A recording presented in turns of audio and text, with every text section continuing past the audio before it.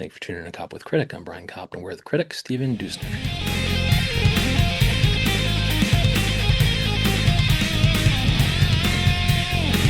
Stephen Deusner, how the hell are you? I'm great. How are you doing? Dude, I'm doing great, and we follow him everywhere. Let's check it out. We got Stephen Deusner on Instagram. There you'll also find his link tree, Stephen Deusner. And there I think you'll find links to a lot of his writing and also stephendeusner.com. Did I miss anything? No, I think that's it. It's a both names are hard to spell, so it's I should maybe clarify that it's Stephen. The best way to spell Stephen, Deusner.com. Dude, thanks for doing that because you have a Wikipedia page and you said it's wrong. I guess, It in your opinion, you're no longer a part-time record store clerk, Stephen? Not my opinion. That's empirical fact. No way, dude.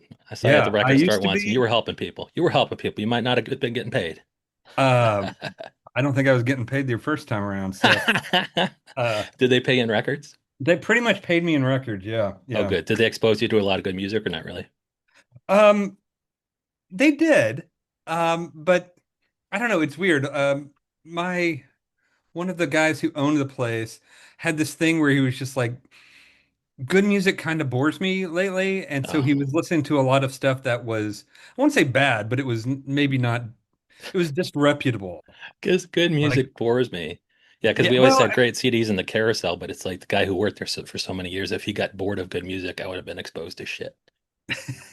but it did make me like learn to love certain things that I might not have picked up on, like the Poppy family, who I adore. They're sort of like the Carpenters if they were psychopaths. Oh, that's awesome. I'm gonna check them out immediately. Yeah, there's one called Where Evil Grows that is just, I don't know, it's just that kind of thing. It kind of shifted and maybe expanded my tastes Yeah, quite a because you bit. never would have been looking out for bad music. I mean, there's bad music in pop, but like you're talking about the Poppy family, dude. You Yeah, need to be yeah. exposed to that shitty music, right?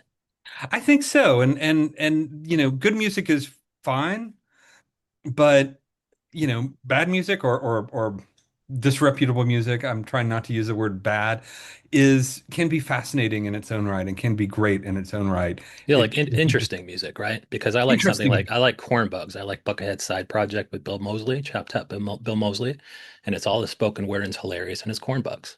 And so, I mean, that's just is the most interesting music ever. So am I gonna, even some of the songs that I'm gonna have on my list today, I wouldn't recommend to anybody, but I would recommend Pigs Are People Too by Cornbugs. Well, there you go. I will listen to that as soon as we get off the phone. There you go. And so we're doing the Hall of Fame face-off where we each picked five people in the Rock and Roll Hall of Fame and a song each. And I'm going to go first, which gives you the opportunity to kind of, match a strong one with a strong one. Or if I serve up something super weak, you'll use one of the weaker ones on your list. I'm going to choose. Let's do Linda Ronstadt with Aaron Neville. I don't know much, and I knew nothing about Linda Ronstadt, so I was like, surely she has amazing music, right? Because Hank Williams Jr. said he was in love with Linda Ronstadt, and I looked at Linda Ronstadt's, and I expected all these great hits, and I saw this one was at the top, and I didn't recognize anything else. So, just what do you know about Linda Ronstadt? What did you think about this song, and what are you going to face off against it? So, I mean, I knew Linda Ronstadt. My mother-in-law gave me Heart Like a Wheel, I think it's called. Okay. And my wife is really into some of her stuff. And Okay. What are the good ones? uh, yeah, and there's some, I just remember when I started buying records, I think I just bought all of her 70s records because they were all like 50 cents. Good. And there's some amazing stuff. Okay. And she's such a great singer. And so she's such a, I don't know, like, I know her work with like the trio, the with her and Dolly Parton. Poppy family. Oh, that would be, I wish. But yeah, and so this song, I am a non-zero years old when this comes out, and I just remember everybody I knew had the sheet music for this song. Did they? Yeah. Why? I mean, I think sheet music was like for a while, up until maybe the late 80s or early 90s, like sheet music was a big part of pop music. And so I feel like you get a lot of pop songs with like cool piano parts so they can sell the sheet music. Oh, I Oh, don't this know did if have a that. cool. This did have a piano part. I don't Yeah, recognize it from my time working at a record store where I had sheet music in my section, but it's funny to note that it was in the '90s when sheet music was popular, and so they put a cool piano in there.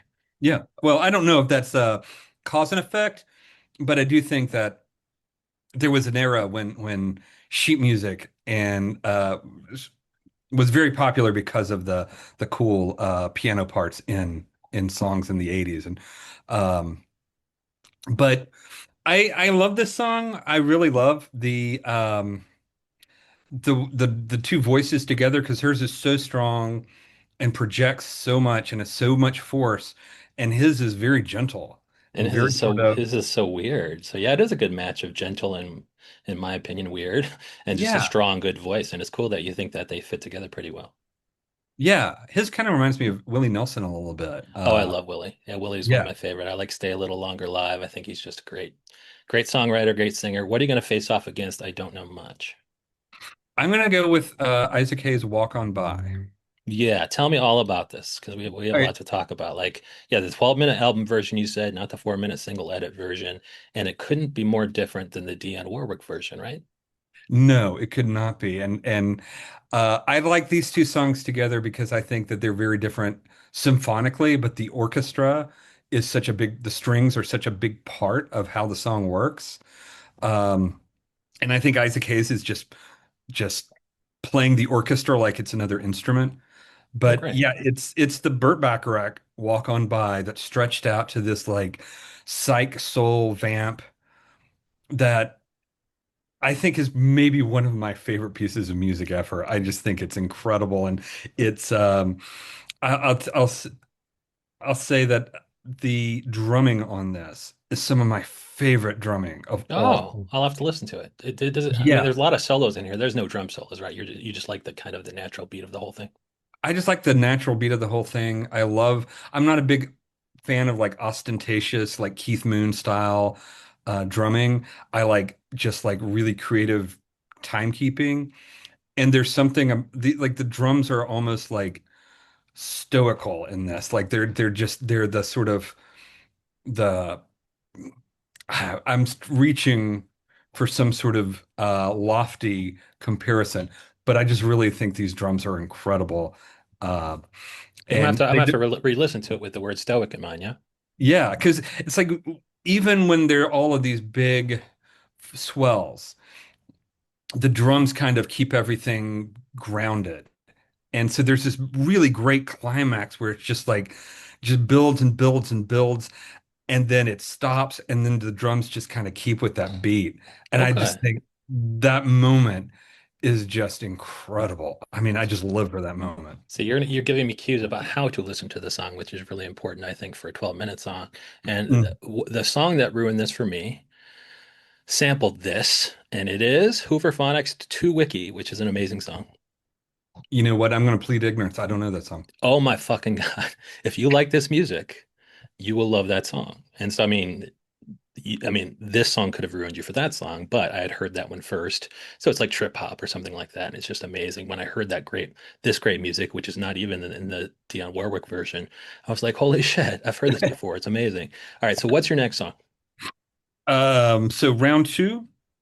Yeah, round two. I don't know. I will, this one's kind of, I'll give this one to you just because you know, I don't know much to me as a sentimental favorite, but I also love doing the Aaron Neville impression, which Horatio Sanz did on SNL. It was very, very good. He sung about cocoa butter just because that guy's arms, huge biceps were always oiled up. So you win that round, but you get to go first on round two.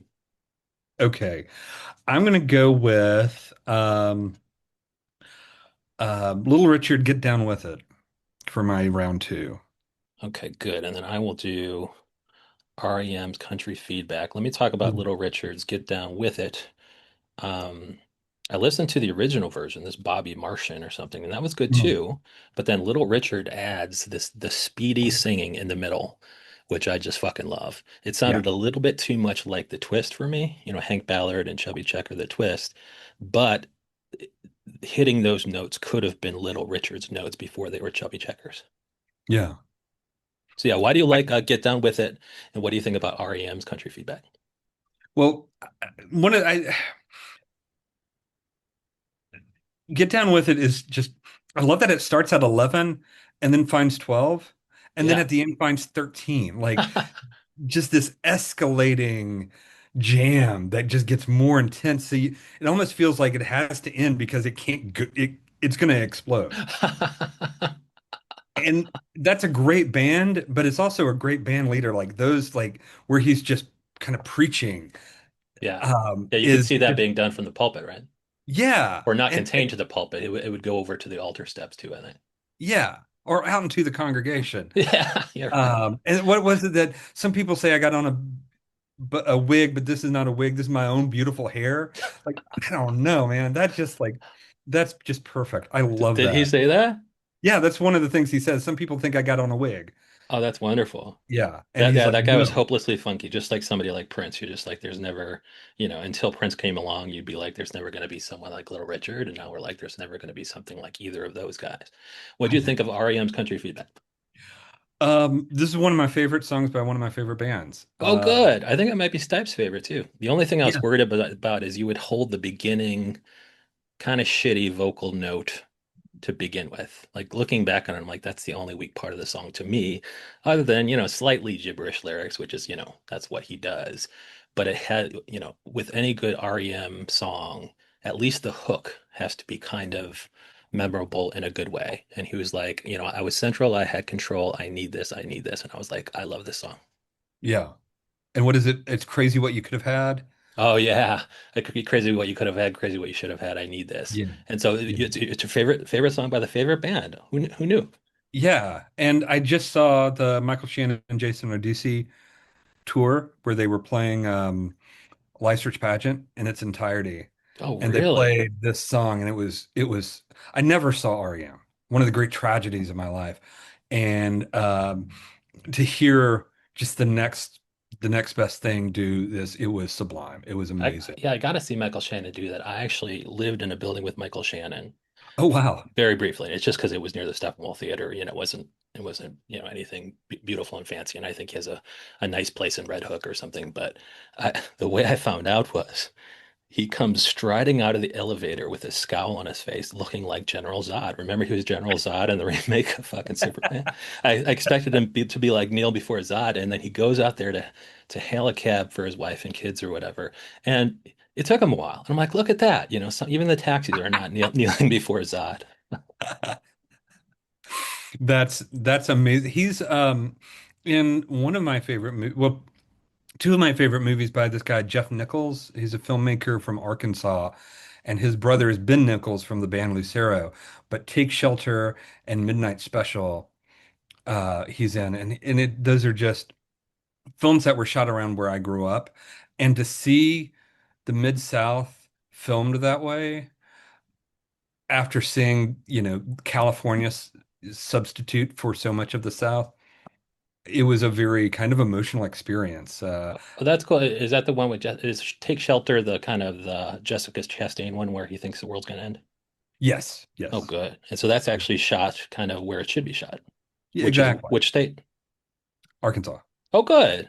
So Yeah. you usually see people are trying to use California, like, dude, the whiskey is right there. The Sunset Strip sign is right there. Yeah, and I say that, but and maybe it is. There's a chance it might not be Arkansas, but it's not California. It's the South, and Yeah, Midnight Special was definitely around that area too. So, yeah. but Whoever yeah, scouted it did a good job. yeah. But anyway, we were talking about Michael Shannon, and he does such a great job interpreting the role of Michael Stipe rather than just trying to be sort of like a copycat. Oh, good. 'Cause, I mean, if anybody can do it, he can. Because I just saw him in Nuremberg, and he's really great. He did so much better than, what is it, Remy Malik? What's his name? Malik? The guy who did Queen's Bohemian, the Queen Oh movie. yeah. The guy from Mr. Robot. I love him. But even the New York Times was like, dude, this Malik dude, he was so miscast in this Nuremberg role. He was just kind of chipper the whole time. You're like, dude, you are interviewing Russell Crowe as what, Hermann Goering, one of the worst people in the Third Reich. But moving on, we got a lot of songs to get through, not tons of time to do it. So I'm gonna do Neil Diamond, Cracklin Rosie. What are you gonna pick off against it? What do you think about Neil Diamond? Okay, I'm gonna say that my favorite song. I'm not just a huge Neil Diamond fan. I like a lot of his stuff. I think a lot of his stuff is very fun to sing along with. Yeah. I always think about him and the band and The Last Waltz, where Robbie Robertson is producing an album by Neil Diamond, and so he wants him on the show and is willing to bump one of these old blues singers. And he's like, "No, man, it's Tin Pan Alley or something like Oh, that." cool. Yeah, and I just always thought that Robbie Robertson is so lame. I thought you But were gonna say, yeah, Neil Diamond's so cool, but you're like, Robbie Robertson's lame. yeah, he's kind of lame. What Uh, what are you gonna pick off against it? Because I'm scared of certain songs on your list. okay. Honestly. So which one are you picking? I'm gonna pick a 20th Century Boy by T-Rex. Okay. Yeah, that's good. It's got a good riff. I haven't listened to tons of T-Rex. Is this kind of emblematic or representative of their sound? What other songs can you recommend by T-Rex, and do they sound similar to this one? Well, I would say to anybody listening to this who's curious about T-Rex or even not curious at all about T-Rex, go listen to Electric Warrior and The Slider. Those two, I think, are just incredible T-Rex albums, incredible glam rock albums. He struts in every song, even if it's a slow song. It's still got a strut to it, Really? And it works. and it works. Oh And gosh. I mean, I think about that guitar riff, and it's just this one nasty, loud, violent chord that starts it off. And I think about like what it would have been like to hear that on the radio. Oh, cool. Was he able to write riffs just throughout both those albums? Oh yeah, I mean, great riffs, bizarre lyrics, these vocals that are just like knows he's the coolest thing on earth.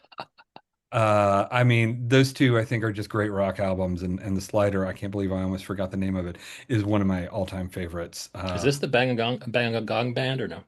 Yeah, that's the Okay. Bang Gong is uh Electric Warrior. Okay.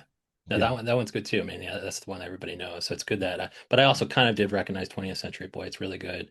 And then Cracklin Rose. It's like I was almost gonna pick Brother Love's Traveling Salvation Show by Yeah. Neil Diamond because that one's hilarious too. Now, like, what is the next song you're going to pick? And I wonder if that's the one that scares The next song I'm going to pick, I'm gonna pick Washington We're Watching You by the Staple Singers. me. Okay, and let me face it off against. I'm gonna do something. I'm gonna face it off against Sam Cooke's "A Change Is Gonna Come." Oh I listen, God. yeah, yeah. I listened to. I can't have Sam Cooke go against your next band. Staple Singers, Washington, We're Watching You. Um, I'd never heard the Staple Singers before.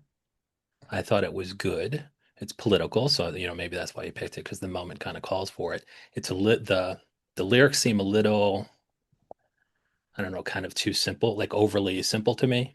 Mm. And it's also like just having a bunch of women be like, or having a bunch of anybody, but just like Washington, we're watching you. Like, you better watch out. I'm just like, well, we're not scared of you, Staple Singers. Which they might mean the society's watching you. What was going on at the time when this song was released? What is it about, do you think?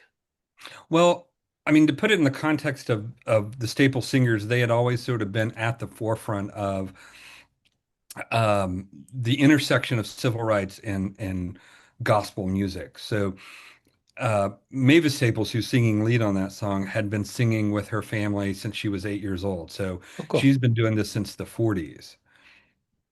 When And did the they song had come out in the kind of in the civil rights kind of development? this was more in the like mid 70s. Okay.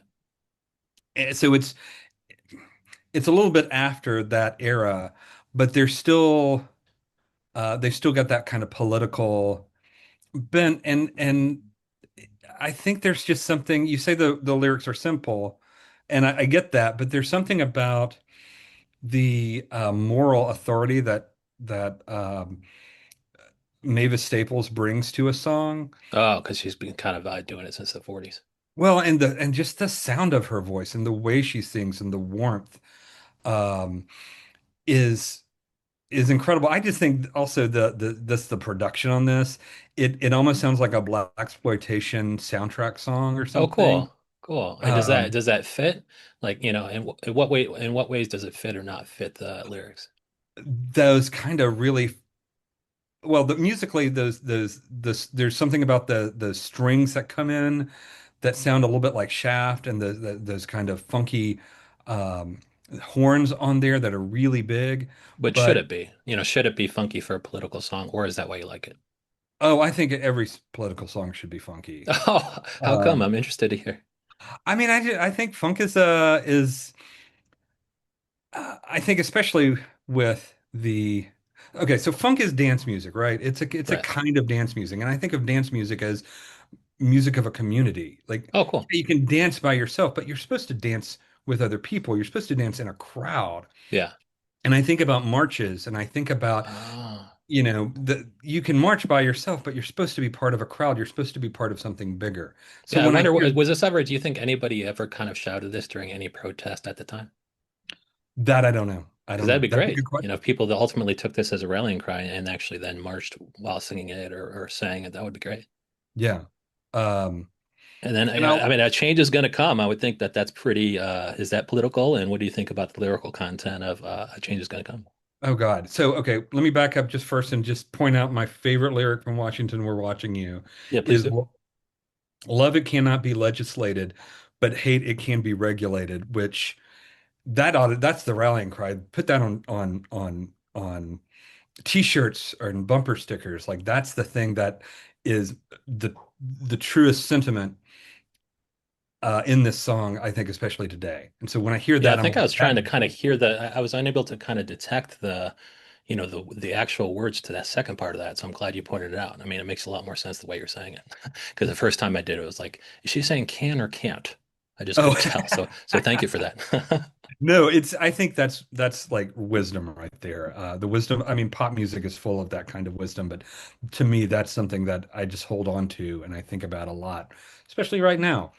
Um, but a change is going to come. I mean, that's one of the most remarkable songs of the 20th century, as far as I'm concerned. Like,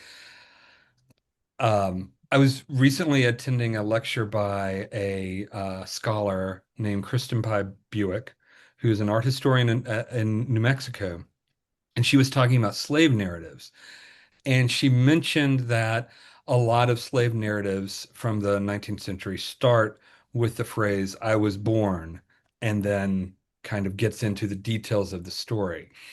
And I don't think that Sam Cooke was um, intentionally referencing slave narratives when he starts this song, I was born by a river. Oh, But to me, that just expands the scope of this song oh, great.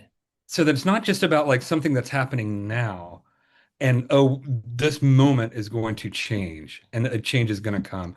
But it's like basically through the existence of Black people in America has been uh, horrendous. The treatment has been horrendous. It has always been this way. This moment has always been happening, but that makes that change that's going to come all the more profound.